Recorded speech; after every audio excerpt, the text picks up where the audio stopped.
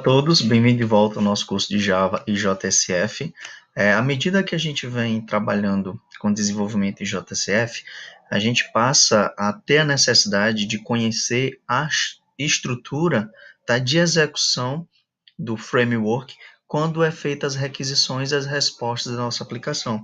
E essas requisições e respostas, muitas das vezes, podem nos dar resultados que não são resultados positivos, como algumas operações relacionadas a cadastro, a preenchimento de formulário, a validação e outros detalhes que a gente vem vivenciando ao longo do desenvolvimento com a tecnologia. Para isso, eu resolvi selecionar e listar nesse momento alguns conceitos, algumas características que a gente pode estar conhecendo, não tão de forma abrangente, porque é muito específico cada situação, mas que a gente tem uma visão de um todo, né, nesses conceitos, que é o próprio ciclo de vida do JSF, tá? Saber como é que é realizado toda essa operação do framework quando a gente realiza uma requisição no nosso navegador, na nossa aplicação, tá? Quais são as validações que são realizadas nessas requisições, sejam elas validações padrões ou validações customizadas, tá? Às vezes também a gente precisa realizar conversões, porque sempre a gente está transferindo ou trafegando dados do tipo string, mas nem sempre são esse tipo string que a gente vai estar tratando, né, no nosso servidor ou no nosso manage bin, tá? Então, a gente também vai conhecer um pouquinho sobre conversores padrão e customizado e algumas mensagens relacionadas a essa iteração. Muitas das vezes, a gente precisa expor para o usuário uma mensagem que esteja relacionada ao problema, ao erro ou alguma validação que foi considerada, né, quando a gente está realizando algumas requisições nas nossas aplicações. Tá? Uma outra coisa também é que desde já eu já falo para vocês que quando a gente está falando de conversão e validação, por padrão, o framework, diante dos servidores de aplicação, eles pegam o valor e convertem para uns valores específicos quando a gente está falando de string e integer. Então, vocês vão observar que muitas das vezes vocês não preenchem um campo que é do tipo texto, de uma string, tá? Mas aquele valor ele não é retornado como null, e sim como uma string vazia, tá? E também para um tipo integer. Então, muitas das vezes a gente não informa o valor inteiro, gostaria que viesse null, para fazer alguma validação, mas esse valor é retornado como zero. Então, a gente também consegue fazer esse tipo de configurações na nossa aplicação para que não tenha esses resultados inesperados, tá? Desde já falo para vocês se conceitualizarem que essas configurações elas são feitas a níveis de não do nosso desenvolvimento, não das nossas classes, tá? Mas sim configurações do nosso container, que são configurações do nosso web.xml e do nosso faces.config, tá? Eu também já vou deixar nessa apresentação e na descrição do vídeo alguns links que são essenciais quando a gente está falando de conversão, validação e customização de mensagens para a nossa aplicação. Então, vamos lá. Primeiro, eu vou mostrar para vocês aqui. Esse é o nosso ciclo de vida de uma aplicação JSF, tá? Primeiro a gente realiza uma requisição. Se essa requisição ela é a primeira exibição da tela e ela não precisa fazer processos de aplicar valores ou processar validações, imagina que é o nosso primeiro acesso, imediatamente a nossa resposta sai da etapa 1 e vai para a etapa final, que é a resposta, que é apresentar a resposta. Então, a gente vai conseguir identificar um cenário que a gente já só realiza essas duas etapas, esses dois procedimentos. Tudo bem? Mas se é um segundo momento que a gente precisou realizar um preenchimento e após esse preenchimento a gente quer fazer uma requisição, no caso a gente quer aplicar os valores da tela para o nosso modelo, tá? A gente inicia a segunda fase ou a segunda etapa do ciclo do JSF.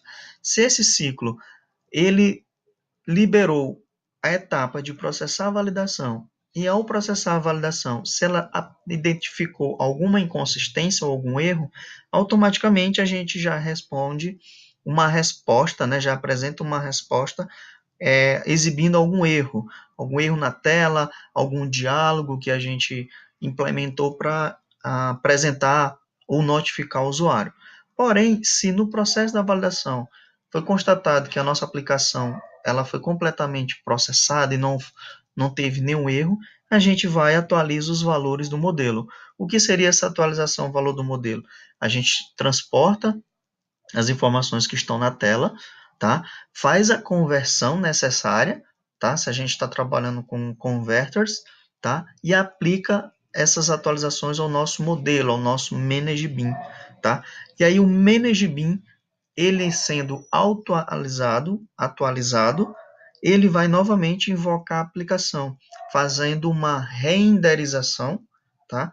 Para que a gente possa apresentar uma resposta nesse contexto agora positiva, seja uma mensagem dizendo que a operação foi realizada com sucesso, seja uma operação de redirecionar para uma outra página, afirmando que a operação também foi realizada com sucesso. Então, conceitualmente, essas são as etapas, né? E as variações de cada fluxo, dependendo da sua aplicação e dependendo das suas validações e das suas conversões quando vocês estão desenvolvendo as suas páginas, tudo bem? Aqui eu vou coletar esse link e aqui ele nos ilustra como a gente consegue logar, como a gente consegue incluir, né, na nossa pilha de execução as etapas, as fases que acontecem quando a gente está numa aplicação JSF. Vamos analisar? Eu vou copiar aqui o link, tá? Para vocês verem como tudo são referências que eu me baseio para ilustrar aqui as nossas apresentações, justamente para que vocês também obtenham essas fontes de consulta ou de referência, tá? Aqui ele está dizendo que como depurar o ciclo de vida do JSF, tá? Inicialmente, ele já diz quais são as etapas que a gente mencionou de uma forma bem resumida, tá? Ele fala o seguinte, que a gente precisa criar uma interface chamada, aliás, uma classe que implementa uma interface Phase Listener, que chama Lifecycle Listener. No caso, o nome aqui fica a critério, mas vamos ver se a gente já implementou. Eu vou dar um Ctrl Shift R. Então, deixa eu ver aqui se acho que eu coloquei ciclo vida Listener. Então, esse ciclo vida Listener está no nosso pacote útil. E aqui ele tem as nossas implementações, que eu vou ilustrar aqui para vocês. Esse ciclo vida listener, ele implementa phase listener, tá? E aqui ele pega o nosso phase ID, tá? Que como eles são constantes, são os IDs de cada fase do framework. No exemplo, ele pede para a gente colocar o início da fase e após a execução da fase. No nosso contexto aqui, eu coloquei só o before, só para que a gente só tenha um console, tá? E aqui eu também fiz uma implementação switch case, para dependendo do meu ID, eu poder exibir a mensagem de forma português, tá? Porque aqui ele vai exibir a mensagem em inglês, que são esses constantes aqui, tá? E aí eu vou explicando para vocês e vocês vão visualizar o que cada um dessa fase corresponde em uma tradução. Tudo bem? Vamos aqui iniciar a nossa aplicação. Vou colocar aqui modo debug. Considerando que enquanto eu estou subindo a aplicação, lembram do nosso WebXML? A gente precisa fazer algumas adaptações dos nossos arquivos, tanto no WebXML como no FaceConfig.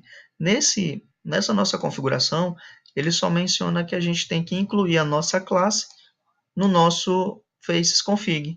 Então, eu já subi a minha aplicação, mas eu vou aqui no FaceConfig e vamos validar. Vou aqui e realmente, ó, Lifecycle, a nossa classe ciclo vida listener, ela já foi configurada. Vamos executar aqui a nossa aplicação e vamos salvar aqui. Cliente salvo com sucesso. Vamos ver o nosso console. Ó, veja a quantidade de execuções que aconteceram na nossa aplicação. Mais uma vez, vamos salvar. Nesse caso, eu só fiz a primeira operação, primeiro ciclo.